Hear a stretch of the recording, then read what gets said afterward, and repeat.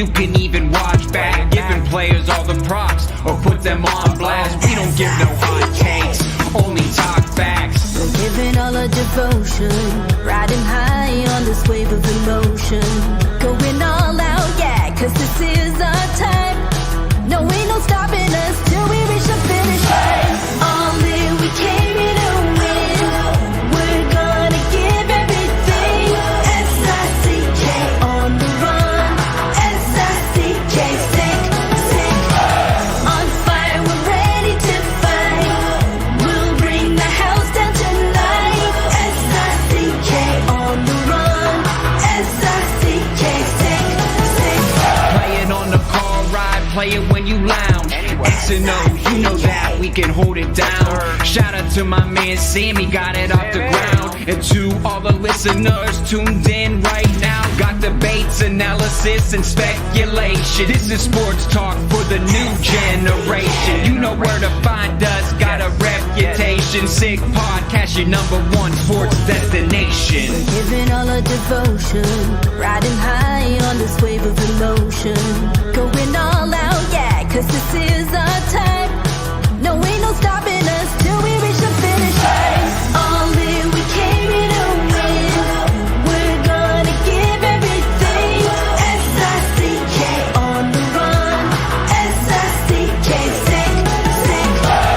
On fire, we're ready to fight. We'll bring the house down tonight. S-I-C-K on the run. S-I-C-K, sick, sick. S-I-C-K is the sickest podcast. Tune in for the audio, or you can even watch back. Giving players all the props or put them on blast. We don't give no hot takes, only talk back. S-I-C-K, S-I-C-K, S-I-C-K, S-I-C-K, S-I-C-K, S-I-C-K, S-I-C-K. all in, we came here to win. We're gonna give everything. S-I-C-K on the run. S-I-C-K, sick, sick. S-I-C-K, it's the sickest podcast. Tune in for the audio, or you can even watch back. Giving players all the props or put them on blast. We don't give no hot takes, only talk facts. We're giving all our devotion, riding high on this wave of emotion. Going all out, yeah, cause this is our time. No, ain't no stopping us till we reach the finish line. All in, we came here to win. We're gonna give everything. S-I-C-K on the run. S-I-C-K, sick, sick. On fire, we're ready to fight. We'll bring the house down tonight. S-I-C-K on the run. S-I-C-K, sick, sick. Playing on the car ride, play it when you lounge. X and O, you know that we can hold it down. Shout out to my man Sammy, got it off the ground. And to all the listeners tuned in right now, got debates, analysis, and speculation. This is sports talk for the new generation. You know where to find us, got a reputation. Sick podcast, your #1 sports destination. Giving all our devotion, riding high on this wave of emotion. Going all out, yeah, cause this is our time. No, ain't no stopping us till we reach the finish line. All in, we came here to win. We're gonna give everything. S-I-C-K on the run. S-I-C-K, sick, sick. On fire, we're ready to fight. We'll bring the house down tonight. S-I-C-K on the run. S-I-C-K, sick, sick. S-I-C-K, it's the sickest podcast. Tune in for the audio, or you can even watch back. Giving players all the props or put them on blast. We don't give no hot takes, only talk back. S-I-C-K, S-I-C-K, S-I-C-K, S-I-C-K, S-I-C-K. S-I-C-K. Turn up your volume. Because you're about to listen to The Sick Podcast. With Tony Marinaro. 55 seconds left in the penalty, a minute and 27 seconds left in regulation time. Boston 4, Montreal 3. Lafleur coming out rather gingerly on the right side. He gives it into Lemaire, back to Lafleur. The sickest Montreal Canadiens podcast. You're in the ball! Sports entertainment like no other. Rejoint, on lui fait perdre la rondelle, une passe devant. Et c'est le dégagement et ce sera la victoire des Canadiens. Coupe Stanley pour les Canadiens, le 23e de l'histoire. You found the dogs! John, you found the dogs! He found the dogs! And all together, they worked a young team to the top. And now, a 24th Stanley Cup banner will hang from the rafters of the famous Forum in Montreal. The Canadiens win the Stanley Cup. Brought to you by Energy Transportation Group. Driven to be different. La Vida TV. It's gonna be sick. Marinaro on this Thursday, June 8th. It is 2 minutes past 10 o'clock on the Sick Podcast. Of course, we go weeknights, Monday to Friday at 10 p.m. Eastern. And today we're going to be talking about the NHL Combine that took place earlier today. We had a chance to hear from Montreal Canadiens General Manager Kent Hughes. And one guy who was live at that Combine was Anthony Martino from TVA Sport. And it's going to be a pleasure for him. And a pleasure for me to do this for the very first time on the Sick Podcast together. We work together at TVA Sport, but I'm looking forward to talking to Anthony because when it comes to prospects, I mean, the work that Anthony Martino has done this year on television has been absolutely unbelievable, especially work on the Michkov situation, pardon me, as he touched base with an assistant coach with Ska a couple of weeks ago to see if Michkov could get out of that contract. He's had a chance to talk to Michkov's teammates. He's had a chance to get scouting reports on Michkov. He's had a chance to get video footage of Michkov. So we're going to talk to him because if there's one thing that I took out of this Combine today was a couple of interesting questions from Anthony regarding Michkov and a couple of interesting answers in regards to Michkov from Kent Hughes, and we're going to tackle that. And anytime we talk prospects, there's a couple of people that we usually turn to more often than not. One of them is Grant McCagg of Recruits and recruits.ca. And another one is this piece of work, Simon the Snake Boisvert, who is a Quebec Major Junior Hockey League consultant, or he's a scout/consultant for Les Foreurs de Val-d'Or. Look at him. How you doing, buddy? I'm fine yourself, Tony. Very, very well. Thank you so much for joining me tonight. It's always a pleasure to talk with you. And, the big day is approaching because, of course, it's not going to be the last time we're going to do it, by the way, because I'd like to talk to you maybe a couple of days or maybe even the night before the NHL Draft, which will take place on Wednesday, June 28th and Thursday, June 29th, to probably get your final rankings and to see where you stand. But, Simon, I know that you've been following the situation and monitoring it very closely. I think if you ask Montreal Canadiens fans if Matvei Michkov is available at 5, would you take him?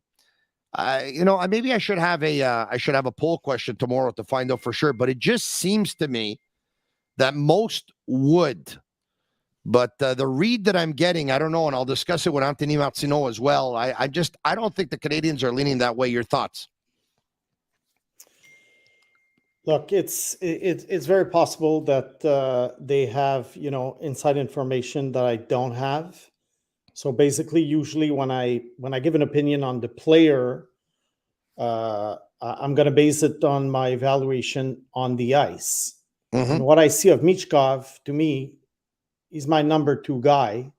And if he's available at number 5 and you can get him to America in 3 years at the end of his contract. Wow. I mean, it's a no-brainer. I mean, remember Kaprizov? I knew he was a 5th-round pick. Yeah. They waited for him for 5 years. It was really worth it. But I know 5th overall, 5th-round pick is not the same thing. But still, I think he's worth the wait. Because anyway, any other guy that you pick, let's say you take Will Smith. It's 1 or 2 years of college anyway. Then, whereas Michkov in 2026, he gets to the NHL, he's a star. Mm-hmm. Mm-hmm. Well, there's, if you heard Kent Hughes today, it almost sounds like he's worried about, so Michkov will be in Russia for 3 years. And what if he resigns another contract in Russia after? then you're probably not going to see him. So you're talking about the Kaprizov situation, who obviously came over. It looked like Ken Hughes. It almost sounded like he was talking about, how about if he doesn't come over? Well, how many guys of the caliber of Michkov in the last 20 years from Russia haven't come over? To me, it seems like the best players always come over. Yeah. So why do we make a big deal out of this story that is under contract for 3 years and that he might not come, whereas the other ones have proven that they do come when they get out of their contract? Because the landscape has changed a little bit over the last couple of years. With Okay, COVID, because after COVID, because the because war, of the Putin. yeah, but look, the Buffalo Sabres have signed 3 Russian players in the last few weeks. Yeah. Okay, so what's the problem? I know they're not stars. They're not Michkov. But the political situation is the same, whether it's Michkov or Viktor Nuchev. Anthony Martino will join us in just a couple of minutes. I want to say thank you to all of our sponsors who bring you the Sick Podcast, and in no particular order, but thank you to all of them. How about Tibi, brewed in Quebec, a winner of a dozen international awards. They offer quality microbrewery beers made with premium ingredients for everyone's taste. Tibi, embrace your true nature. Murphy Clinic, an aesthetic clinic specializing in medical aesthetic care. They offer permanent laser hair removal as well as a wide range of treatments for skin problems such as acne, rosacea, fine lines, and more. They currently have 2 clinics, one located in Montreal, Shop Angus, and the second on the North Shore in Terrebonne. They're also opening soon in Quebec Cité. Visit murphyclinic.ca or on Instagram at Murphy Clinic, and brought to you in part by Playground, your premier gaming destination, open 24/7. Drinks are always free while you play. Over 600 machines, poker tournaments, cash games, daily promotions, free valet, and unmatched customer service. Why go anywhere else? Located just over the Mercier Bridge, only minutes from downtown Montreal. And brought to you in part by Energy Transportation Group, named by the Financial Times as one of America's fastest growing companies in 2023, recognized by the Globe and Mail as a top growing Canadian company for 2 years in a row. They work with some of the biggest Fortune 500 companies providing end-to-end logistics services. Join a winning team and check out Energy's career page for available opportunities. Snake, since the last time we talked, I know you said that you had Michkov at number 2 on your list. I'm wondering, based on the World Hockey Championships, going into it, Adam Fantilli on most people's lists was number 2. Do you think he stayed at number 2 on most people's lists, or he actually dropped a little bit? And I know he's not number 2 on your list. No, he's number 3. But look, there's a chance that some teams might prefer Leo Carlsson at number 2. But I still think that he's number 2 on most lists because the guy had a fantastic season in the NCAA as a freshman, and he's almost NHL ready. He plays center, whereas Carlsson, yes, he can play center, but he mostly played wing this year. So he's more of a known quantity to North American hockey, let's call it. So, look, I still think he's number 2 on most lists. On mine, he's number 3 still, just behind Michkov. Let's talk about Carlsson. Why do you think they played him on the wing? Like you said they played him on the wing more than they played him at center. He likes to play center. Is it because he's playing against men and they think it's probably an easier transition for him to play on the wing? And talk to me about that. Yeah, that's my guess. I assume that if Leo Carlsson had been playing major junior hockey in Canada, he would have been a centerman. Now, the only problem I have with this is that if you want this guy to be a centerman in the NHL, he has to start playing center on a more regular basis before he reaches the NHL. Because you can't take him now, bring him to the NHL next week, and necessarily start him at center. So I think if he comes to America next year and he plays in the NHL, he's probably going to play on the wing. But they're probably going to do what Ottawa did with Tim Stützle. Tim Stützle started on the wing at first, and then gradually they got him to play center. And he was a pretty good centerman this year. So I kind of see the same progression probably with Carlsson, but it has to be sooner than later. it looks like we might have our guy, and Anthony Martino is going to make his debut on the Sick Podcast, and he joins us right now. It looks like he's about ready to join us. Do we have him? Anthony, comment ça va? Ça va très bien, vous autres? Ça va très, très bien. All right. Have you guys ever done collaborations before? Have you ever been together on the same conversation before? Nope. No. Nice to meet you, Simon. Nice meeting you, Anthony. Anthony, tu l'as jamais rencontré, this piece of work over here? You never met him before? Never, mais j'ai souvent entendu parler de lui en des termes très élogieux. Oui. So I know that he's a good guy and a good hockey knowledge too. So yeah, that's good. Anthony, I'm sure he appreciates the kind words. I know you know this already because I've told you a million times. But I find that the work that you're doing is absolutely exceptional. It's just you've raised the bar, and you keep demanding more from yourself. You keep getting down to the nitty gritty. We lost him, all right. Okay, we have him back. It was just a couple of weeks ago on GC at TVA Sport that you showed an interview that you had with an assistant coach from SKA. If you can refresh everyone's memory, maybe not everyone saw it. Who did you talk to? What did you ask him about? And what did he say? So I talked with Daniel Buckner, who is assistant coach at St. Petersburg SKA. I asked him about the contract situation of Matvey. So will the club can keep Matvey Michkov at the end of his contract? Will the club develop Matvey on a good way, even if he chooses to go to the NHL? So essentially, Daniel told me some good things, like SKA do not keep players against their wills. SKA make sure that the players are developed well, so they will not keep Matvey on the bench to punish him of choose the NHL. That's what Daniel said to me, and I have no reason to not trust him, because why he could want to lie to me. So no, you're absolutely right about that. I mean, that makes total sense. So, but based on the conversation that you had with him, it led me to believe when he said, look, we have contracts, and the contracts are usually respected by club and player. Absolutely. It almost sounded like he was saying, the contract will be respected. He'll be with us for 3 years. And then after that, if he wants to go play in the National Hockey League, we're not going to hold him back. Was that basically the interpretation that you got as well? Absolutely. And I think Matvey wants to play in the NHL the sooner he can, because he wants to be with the best player. He's a good competitor, and he told to his former teammates Dmitry Zavgorodny at Sochi, he can't wait to make his NHL debut. He wants to play against the best player in the world. And where are the best players in the world, Tony and Simon? In the NHL. That's obvious. You're right about that. Yes, the best players in the world are definitely in the National Hockey League, of course. Okay, so you talked with one of the coaches.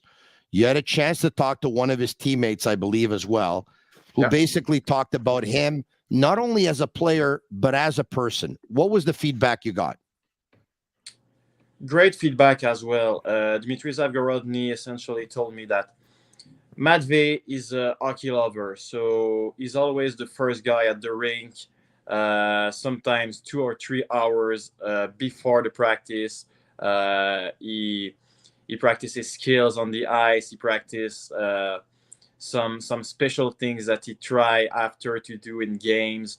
And in the locker room, at his debut at HC Sochi, he was a little bit special. Like between the periods when the club was not winning the game, sometimes he can just. You can just make some rage motivation speech or some special speech. So Dmitry told me that one day some teammates sit with Matvey just to explain to him that this is not a good way to start his journey in KHL, because hey, Matvey, you are only 17 years old and you choose to rage speech with some older guy in a professional hockey league in Russia. Mhm. So since that moment, Matvey is very most friendly with the guy, and all his former teammates at HC Sochi like him. He's a guy who always talk about hockey. He joke in the locker room. So the info I received is that he was a good teammate.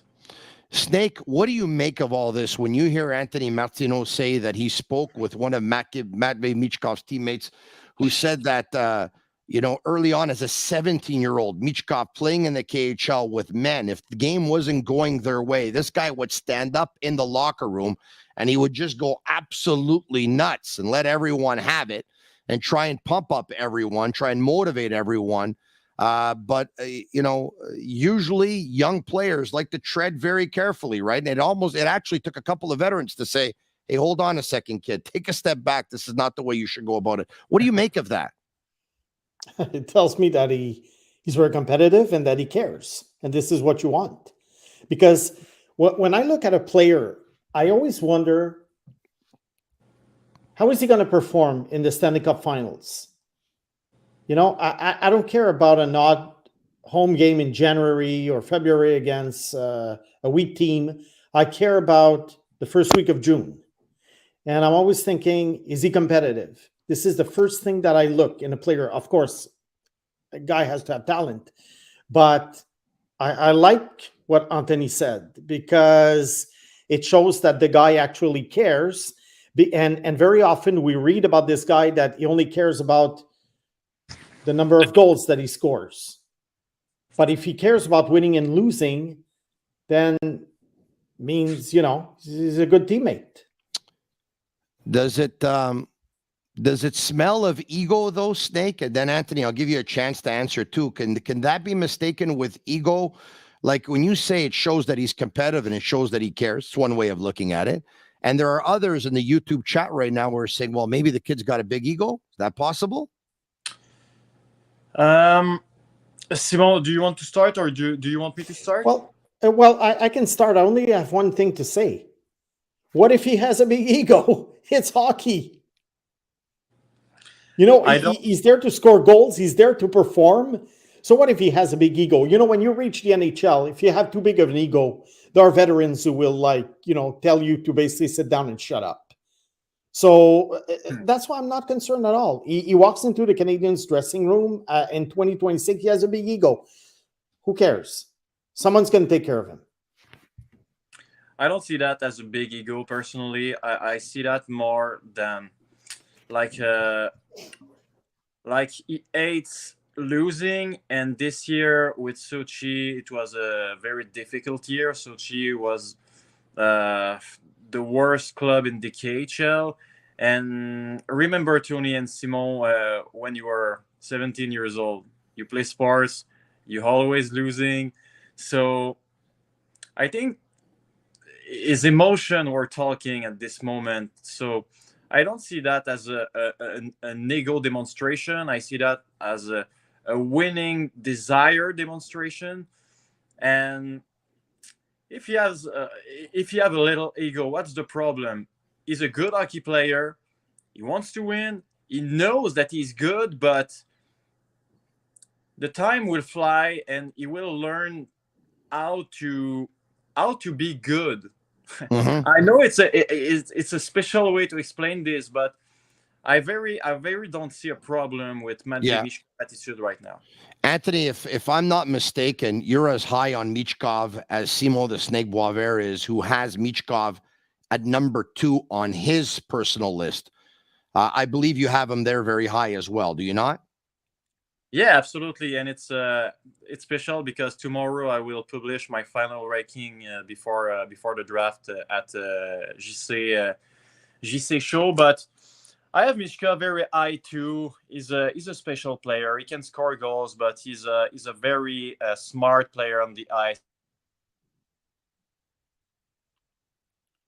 You cut up for a second there. Yeah. Maybe we're going to get you back. He's in a hotel room right now. He's at the combine, of course. We know the way hotel rooms are, right? The Wi-Fi isn't always stable, but I'm sure we got him back here. No problem at all. Anthony, you know, so you were saying you're going to get to your rankings tomorrow on GC's show on Tibi Spar, which is going to be, by the way, the last show before it takes a break for the summer. And then it will be back in mid-September, starting up again on a Monday.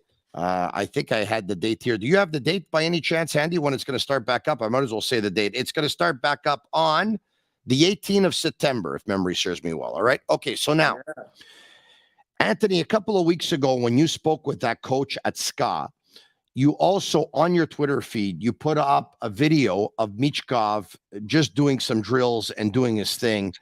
We can tell the talent just watching. How did you get your hands on that video, by the way? Was it uploaded somewhere?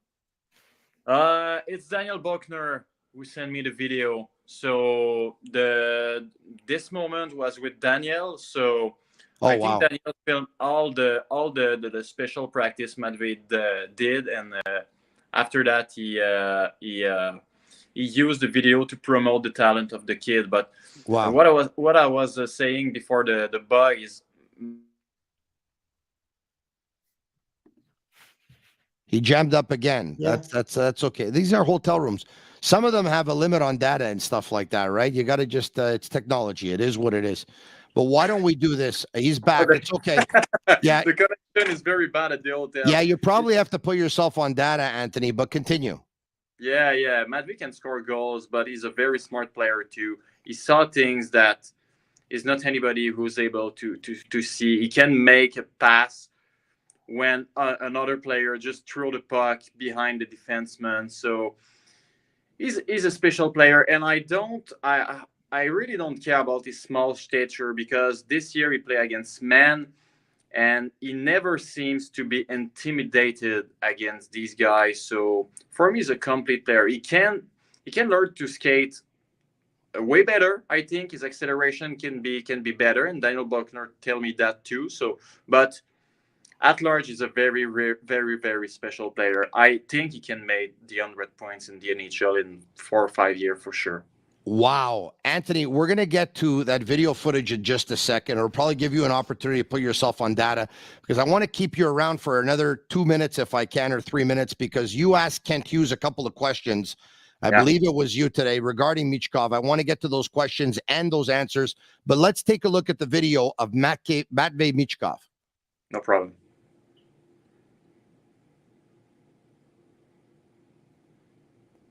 There we go.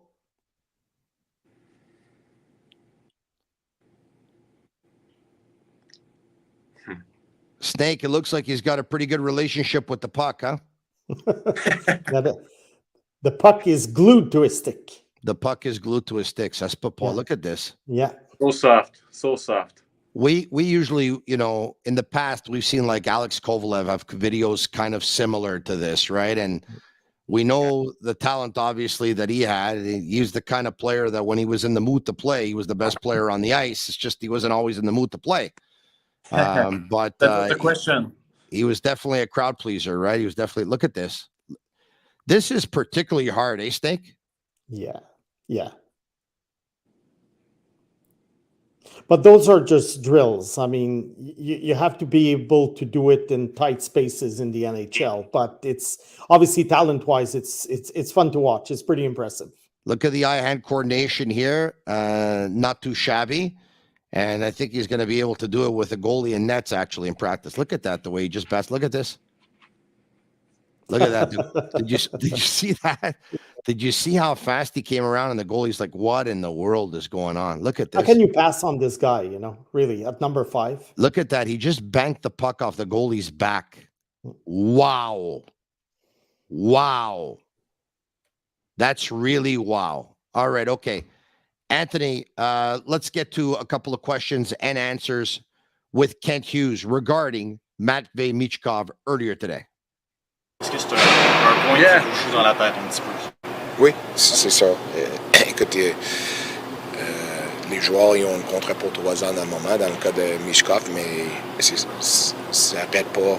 C'est pas comme il n'est pas permis de re-signer en Russie non plus. Puis on voit ça de temps en temps. Je pense qu'il y a d'autres joueurs qui ont été repêchés qui ont re-signé de nouveau des extensions. Alors, c'est des inconnus. Ça fait peur un peu? Je dirais pas que ça nous fait peur. C'est tous des facteurs qu'on va mettre en balance avant de prendre des décisions. Comment tu décrirais le pool de gardiens disponible cette année? Vous avez exprimé déjà. No, let's. We don't need the question on the goalies. All right. So you asked him about his contract, Anthony, and he talked about it, and then he also mentioned, yeah, but it doesn't mean that he can't re-sign in Russia. I mean, we've seen players do that as well, sign a contract in Russia and then re-sign. And then you came back and you said, does that scare you off? And he said, it's not that it scares us off, but it's just things that we have to take into consideration. Now, before I even tell you what I think of the way the answer sounded, when he was talking to you and he was giving you this answer, what were you thinking? Because every time Kent Hughes talks, like most general managers, they're trying to be diplomatic, but if you read between the lines, there's a message there that they're giving you. What was the message that you got? Because for me, the message I got was pretty loud and clear, but I want to see if it's the same message as you.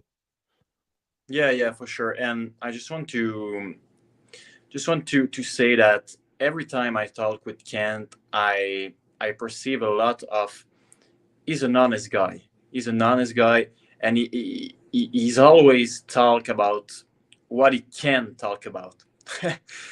So my opinion is Matvey is a special player, but there is a lot of concern about his contract situation, and this is normal because this is the reality.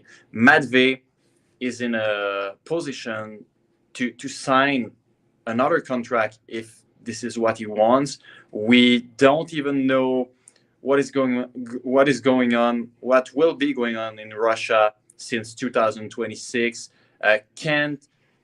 Can't see Matvey in person, even if he say that I see Matvey on videos and it's okay, and it's not the same thing. And I think Simon can relate about it. Yeah. Seeing a player in person or seeing a player in video is not the same thing.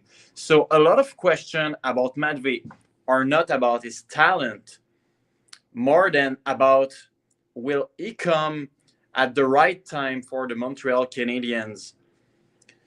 And nobody can say, okay, he will come for sure in 2026. Nobody can say that at the moment. And Kent don't like that. This is my opinion about this. Unless Kent Hughes is the best poker player in the world, and he has the ability to win every single big poker tournament that they play at Playground. All right. It sounds like there's a lot of apprehension. It sounds like there's a lot of concern. The fact he hasn't seen him, and Bobrov hasn't seen him, and Gordon hasn't seen him play live. They haven't seen him play in a couple of years. It leads me to believe that they're going to pass once again, unless he's the best poker player in the world. But, why would he be playing poker at the end of the day? The only thing his answers can do is maybe trying to influence other teams ahead of him to hear what Kent Hughes has to say, so that it might scare them off too, and they pass. Snake, what do you make of it? I think he might be looking for an excuse not to take him. And the excuse of the contract, like he could sign a second contract in Russia. That would be an excuse. And then if it doesn't happen in 3 years, well, it doesn't happen. But then it is a legitimate concern, Snake. It is a legitimate concern. I mean, not for me. Not for me. Not for you, eh? No, I don't see Matty Michkov signing another contract in the KHL. I just don't see it. And like I say, okay, let's say you take a gamble on Michkov at number 5. Fine. You're gambling. let's say, okay, just for argument's sake. Yeah. But isn't Will Smith a gamble? What if Will Smith is just a middle of the lineup player scoring 50 points a year, let's say? Well, that's a gamble. He might be an 80-point player. He might be a 50-point player. We don't know. So Michkov comes or he doesn't come. If he comes, he might be a star. If he doesn't come, doesn't come. It's a different type of gamble. Yeah. But they're all gambles, except maybe Connor Bedard. Yeah, but I mean, we're talking the number 5 pick. Snake, you just talked about the different kind of gamble. One is, you don't know how good Will Smith will be in the National Hockey League. The other gamble is you don't know if Matvei Michkov will ever play in the National Hockey League. And so... Well, I think the chances of Matty Michkov not playing in the National Hockey League are lower than Will Smith being just a middle of the lineup player. Anthony, before we let you go, Kent Hughes was asked about Will Smith, a player that he knows very well. He had a chance to coach him. He actually said that he texted Will Smith's parents after the interview and said, man, this kid has really matured in the last 2 or 3 years. It's incredible how much they grow, because the last time he was with him, Will Smith was 15. He also talked about Ryan Leonard, and he said that Ryan Leonard, you watch the way he plays like the Tkachuk brothers. He plays like Matthew Tkachuk. He plays like Brady Tkachuk. I don't know if you have the ability to actually, get a great read on people when they're talking about other people or whatever. But what was the read that you got? And were you able to get a read from Kent Hughes when he talked about Will Smith? The read that we got is that he's probably scared off from the Michkov situation. When he talked about Will Smith and when he talked about Ryan Leonard, that his eyes shine a little bit more for one than the other? I think he loved both, but I think Will Smith is his first choice if he's available, for sure. But I think he put off the name of Brady Tkachuk for a reason. I mean, he perfectly knows that the non-selection of Brady Tkachuk in 2018 is probably the most difficult part of the recent Canadian history for the Montreal Canadian fans. So yeah. In saying that Ryan Leonard, remember him, Brady Tkachuk, he perfectly knows that he also talked to the Montreal Canadian fans. He loved the way Ryan played the game. He loved the way Will played the game, but I think Ken perceived the same thing that all of us. Will has a little bit more offensive upside than Ryan Leonard, but if Ryan is the player available outside the top 4 and Matvei is not an option, Ryan is a good option for Ken, because he loves his character, he loves his ability to score some important goal, and this is my situation, Reed, but I think he loves both players. Anthony, I so appreciate you coming on tonight, because it was a very long day for you, a very tiring day. You were at it early this morning. I don't know how many players you interviewed. I don't know how many hours of video footage that you have, that you're still in your hotel room along with your cameraman, and you guys have to edit to get out there by tomorrow. So thank you for taking this time and for joining us. Your first time on the Sick Podcast. I enjoyed it very much. I hope you did too, and I hope to have you again. Absolutely. I did that because you're my friend, Tony. I love you. And merci beaucoup. Merci beaucoup. C'est très apprécié. I love you too, my man. Thank you. Merci, les gars. Salut, Simon. All right. Tony. All right. There you have it. Anthony Martino. All right. Okay. Will Smith, Ryan Leonard. You just heard what Anthony Martino had to say. That it's his gut feeling that Kent Hughes prefers Will Smith, would choose Will Smith. If both were available, he would choose Will Smith over Ryan Leonard. I personally think that Will Smith will not be there when the Canadians select. I don't think he will be. Depends on the Michkov situation, because Michkov is the wild card, let's face it. Yeah, I don't think Michkov's going in the top 5. Okay, if he's not going in the top 5, it's going to be Will Smith. Or the top 4, let's say. It's going to be Will Smith. No. Will Smith's going to go he's either going to go third or fourth. So Bedard will go first. Exactly. Fantilli will go second. Okay. Either Carlson or Will Smith will go third, and the other guy will go fourth. Yeah. And then the Canadiens will have an opportunity to draft Michkov at number 5, and they will pass. And they will pass. Then what do you do? I like the defenseman Reinbacher. But again, I think it's... He talked about him today, but I don't know if we have the clip. Do we have the clip on Reinbacher? But he's he's rated the top defenseman in the draft for a reason. He's big. He defends very well. He's got a very mature defensive game, which often you see the reverse, right? Like that's the last part of the game to come. He's an efficient puck mover, so he's a talented prospect. He's the number 1 rated defenseman in the draft for a reason. He plays a very mature defensive game, which you don't usually see, but he does. And, here's a guy who has really come on in the last month or so. If you ask independent scouts their opinion of Reinbacher, he's really come on. I mean, he's for some, he kind of reminds me of the situation when Yzerman drafted Moritz Seider. What was it, at 8th or something? And I think on most people's lists he was on 6th, and in most people's lists he was what, 17, 18 or something like that? Yeah, 15, 17, 20. Yeah. Does it remind you of that at all? A little bit. Also, maybe a little bit Simon Nemetz last year, who went number 2. Yeah. I think New Jersey's reasoning was that we're not sure about Logan Cooley. We're not sure about Shane Wright.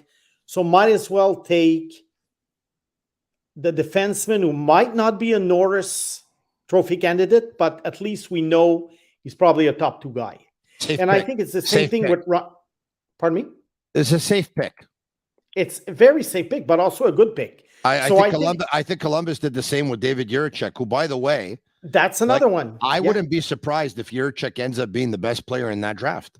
I really wouldn't. It's not impossible. He had a fantastic season for an 18-year-old in the American Hockey League, and I think Reinbacher is with Cleveland picked up 38 points in 55 games. Exactly, he was very, very good. He was dominant, I would say, especially for his age.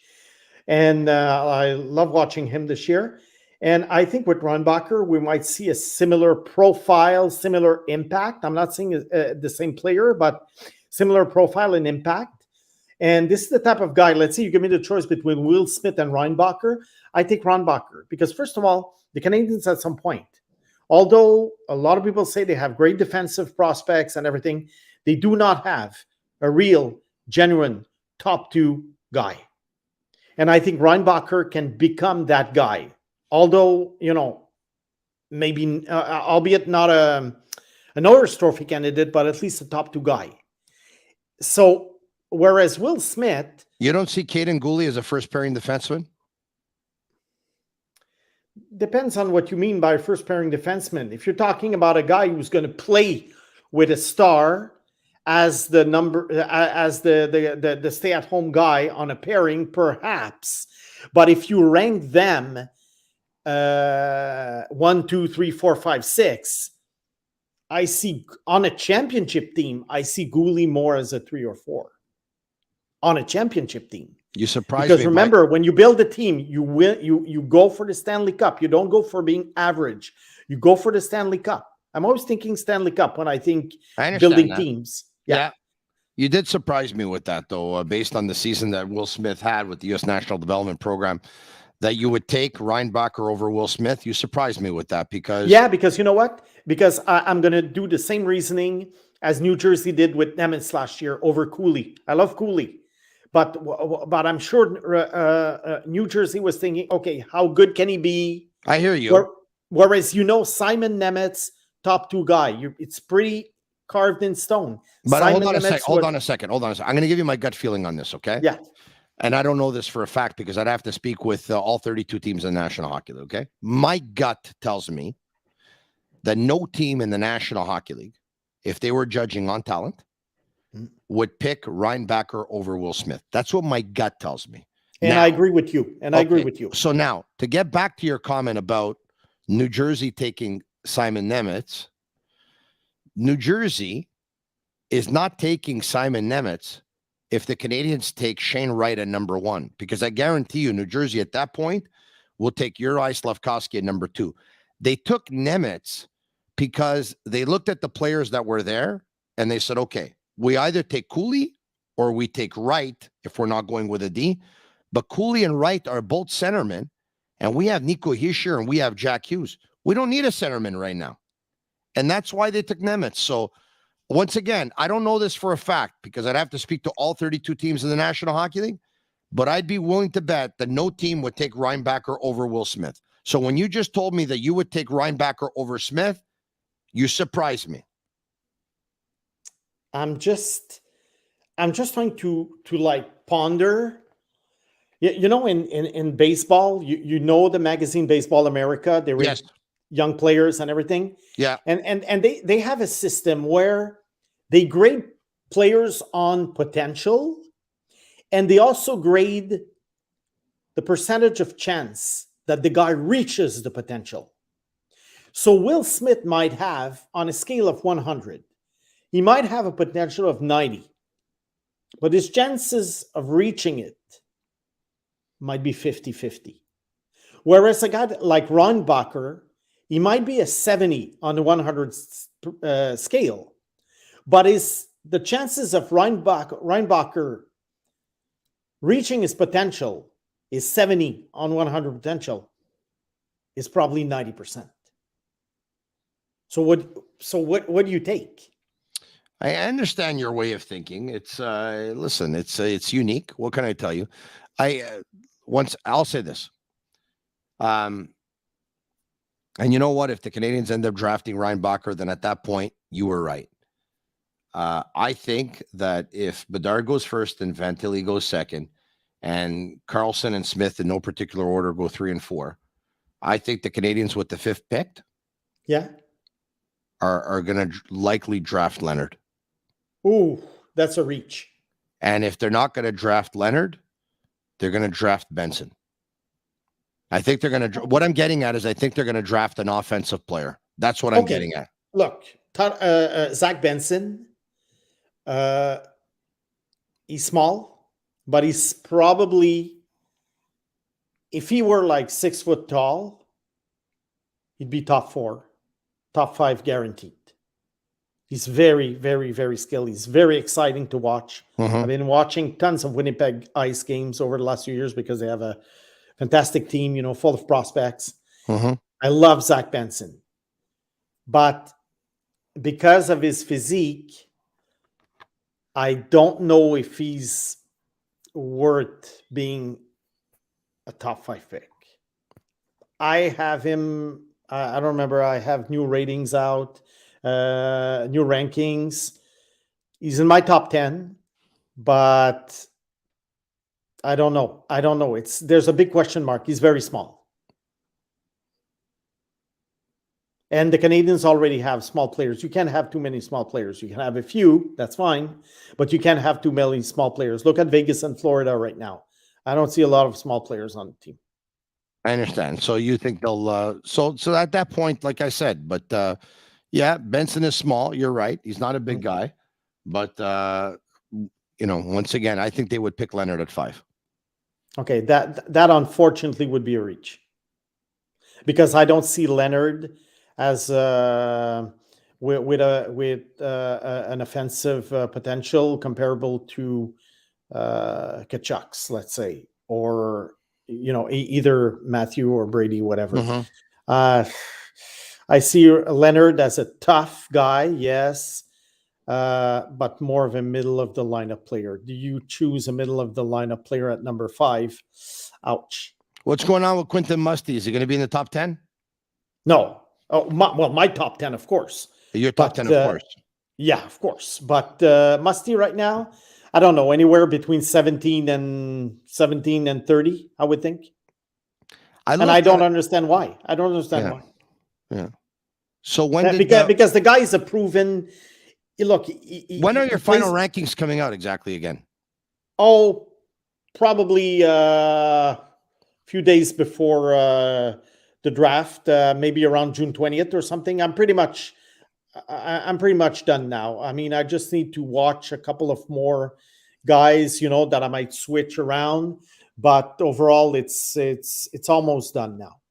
Okay. And Musty, I can tell you right now, is going to be at number 6 because I'm going to have Reinbacher at number 5. You're going to have Reinbacher at 5, and you're going to have Quentin Musty at 6. Yeah. Although I don't necessarily see Reinbacher as a Norris Trophy contender, I'm just going with the mathematical formula I told you about. Potential times percentage of chance of reaching that potential. To me, this is my formula, let's say, to come up with rankings. This is your recipe to the caramel bar. This is what it is. Well, it's the Baseball America recipe. I haven't invented anything. Baseball America recipe. Yeah, Baseball America Quentin recipe. Musty at number 6. Yeah. No team in the National Hockey League has him in their top 10. Who knows? Not we even don't in the know. top 15. Well, we don't know. Top 15, maybe some of them. Maybe. Yeah. Maybe 12, 13. Yeah. And Look, no one had Robert Thomas in the top 5. I had Robert Thomas at number 5 in 2017. He went 20. Yeah. I mean, this happens. I mean, if you look at the draft. Yeah, but if you go back and revisit that draft, do you think he's a top 5 pick? Yeah, I think so. I mean, I would take Makar, obviously, before him. I would take Heiskanen. Hold on a second. Nico Hischier is in that draft. Yeah, I think there's a debate between Hischier and Thomas. I mean, so far, because you have to look at the whole career, not just the season. Hischier had a great season, but it was really his first great season. There's a debate between Hischier and okay, there's a debate. I mean, yeah, you can. Makar, Heiskanen, obviously are above, because they're defensemen and they're workhorses. And Makar won the Norris Trophy. I had him number 1. I still have him number 1. But Robert Thomas, I mean, he would be in the discussion for the top 5. Nico Hischier is ahead of Robert Thomas. Miro Heiskanen's ahead of Robert Thomas. Cale Makar is ahead of Robert Thomas. Elias Pettersson's ahead of Robert Thomas. Martin Neshcash is ahead of Robert Thomas. No. Okay. No, Nick Suzuki's ahead of Robert Thomas. You give me that? No. You don't have Nick Suzuki ahead of Robert Thomas? No.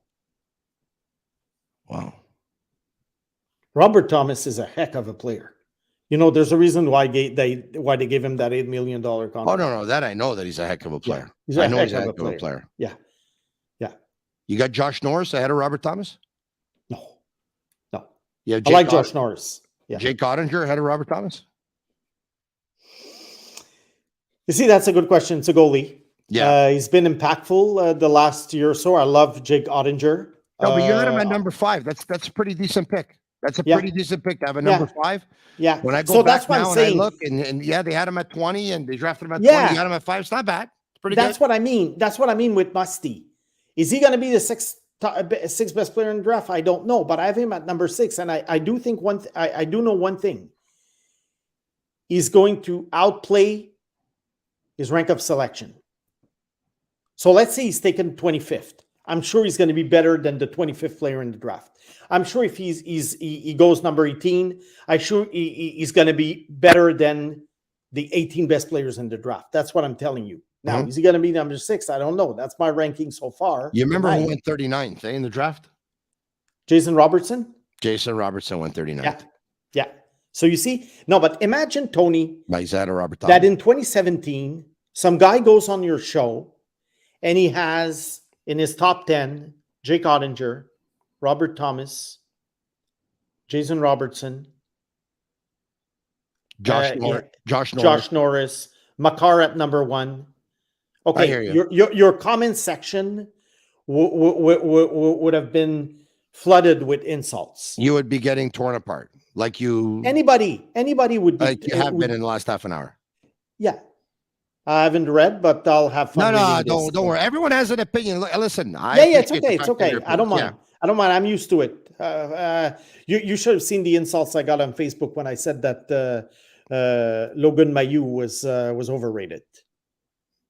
Yeah, well, it's Montreal. It's the wrong market to Yeah, say. yeah. Right? So it's okay. I can live with that. I'm just saying that it's very people never revisit. You these win old some, you drafts. lose some. On some of them, you've been very good. On Quinn Hughes, you were excellent, right? On Quinn Hughes, you were excellent. On Valerie Nichushkin, you were terrible. So Well, this is what it is. Terrible. I mean, let's just say he had moments. He had moments, but they were very, very far and few between. I do agree. Yeah, I mean, So what I'm saying is that anybody who would come up with a list that would be similar to the redraft that we're going to make in 10 years would be called crazy today. Because there will be a guy picked at number whatever, 31, 32, 37, who's going to be a star. And right now, if he were in anybody's top 5 list, that person would be called crazy. And that's what it is. Any sport, whether it's football, baseball, basketball, hockey, any sport, this happens. So once in a while, I'm going to have the odd player in the top 10 that nobody has. Yeah. Sometimes it works, sometimes it doesn't. But when I do it, I don't do it to get attention. I just do it because of what I see with my eyes. And you don't need to get it. You're already a pretty popular guy. You don't need to put yourself up there to get more attention. No, I don't need it. So look, Quentin Musty. If I can say this, yeah. So the other day, right when I had the Caulfield scoop that he was going to sign 7 or an 8 year deal, not more than $7.85 million, and I had it on Thursday, and then it came back on Friday, and then on Sunday night I said we're near the finish line. This is what the deal is.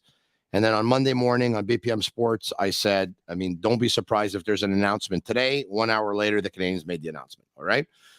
Yeah. Over those couple of days, the haters, they were sending me messages that I was doing this and that and whatever, blah, blah, blah, blah, because I wanted attention. Like but you have to be stupid though to say something like that, no? But listen to me carefully. I'm very, very proud to say, and I say it with a lot of pride and a lot of humility, that I've been doing this for over 20 years. Over 20 years. I don't know how many radio shows I did. I don't know how many hours of radio I did, how many television shows I did, how many hours of television I did, podcasting for the last 2.5 years, going pretty much 4 days a week since September, working weekends for the first 10 years. I have a pretty big social media following because everyone knows I'm pretty opinionated. I don't need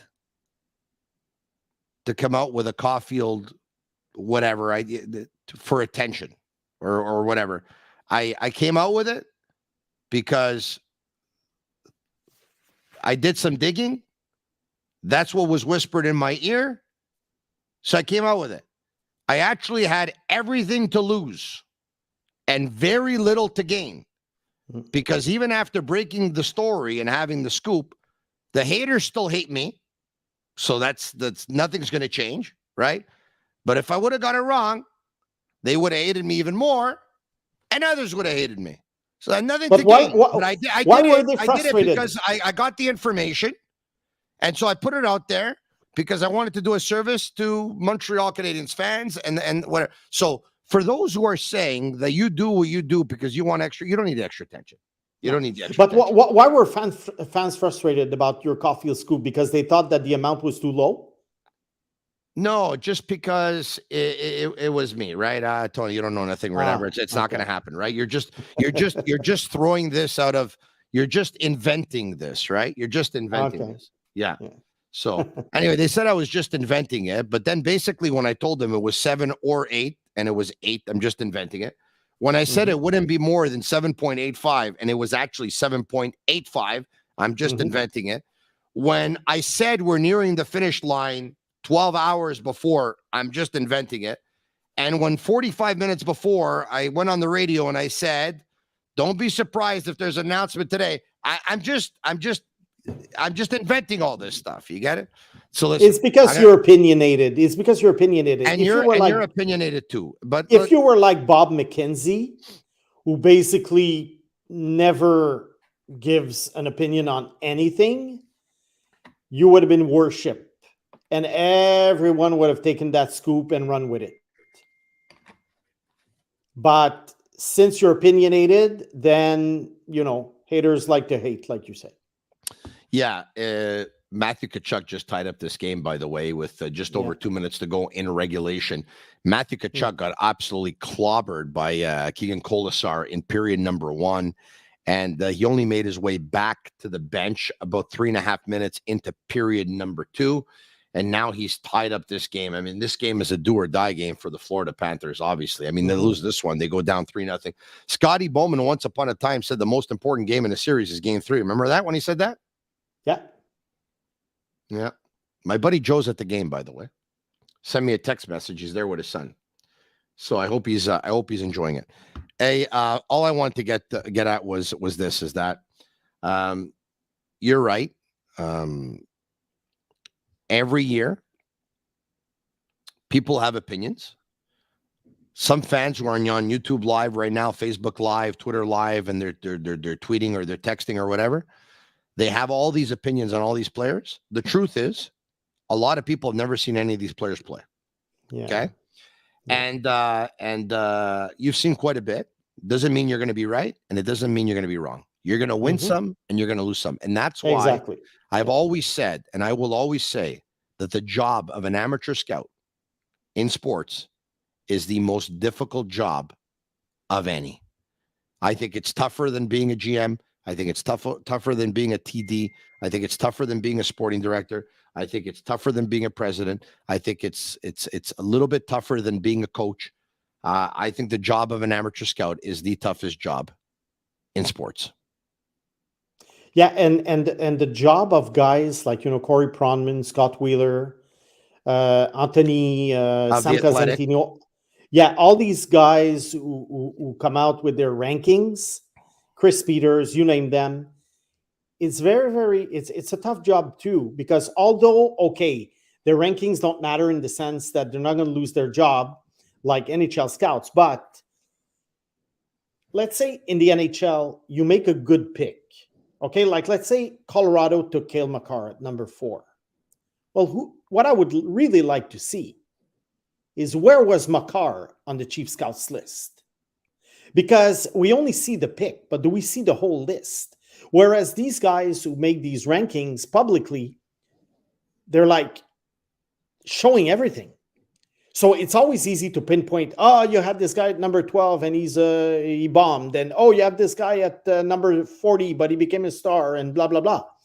So it's very, very hard. Whereas in the NHL, they got all you see is the picks. So you don't know if your chief scout is really good or lucky. Awesome podcast. I thought we were going to go for a short one tonight, to tell you the truth. I thought, you know what, give or take, it's going to be 30 minutes. As it turns out, we are 30 seconds away from an hour, because it's almost we're about 30 seconds away. So special thanks, Simon the Snake Boisvert, for doing this. And you and I can tell you right now, we're going to be in touch before the draft, which goes on Wednesday, June 28th. And on Thursday, June 29th. We'll talk to you soon, okay? I hope so. Bye, Tony. Merci, mon chum. Bye-bye. Quentin Musty. What a start of this guy. All right, okay. Once again, I really want to thank those partners of ours who make the Sick Podcast possible.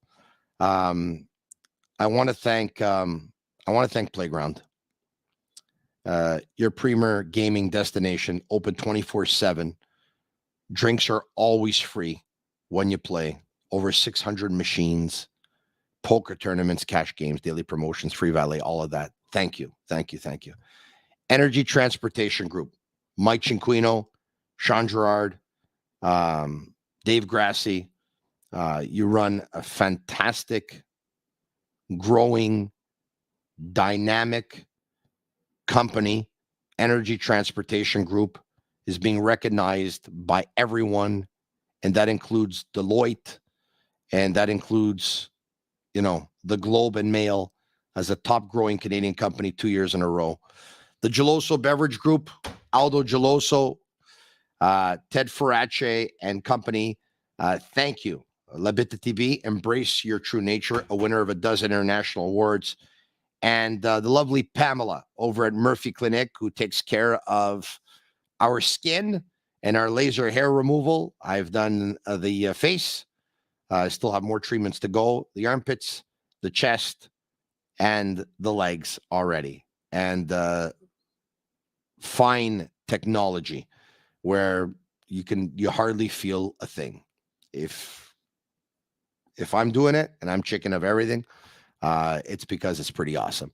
For Sammy and Agnello and Master Control, thanks everyone for listening. Thanks everyone for watching. If you like it, share it with your friends, tell them about it, tell them to subscribe to our YouTube channel. And if you're going to listen on Google, Apple, or Spotify, leave us a 5-star review. That's our way of feeling the love. Overtime is coming up between the Florida Panthers and the Vegas Golden Knights. The game is tied at 2. Vegas is up 2-0. Florida wins this one in overtime. We got ourselves a series. They don't. Well, then you could pretty much hand over the Stanley Cup to the Vegas Golden Knights at that point. I can't wait to watch overtime.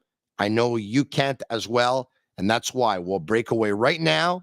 And you'll be able to get yourself a beverage, make it a bit of TB, and get ready to watch the overtime, which will start in less than 20 minutes time. For Agnello and Sammy at Master Control, they're Cavallaro. I'm Marinaro. And that's a wrap. Hope you don't miss us too much until next time. Follow The Sick Podcast with Tony Marinaro on YouTube, Instagram, Facebook, Google Play, and Apple Podcasts. The Sick Podcast is brought to you by Energy Transportation Group, driven to be different. La Vida TB. Embrace your true nature.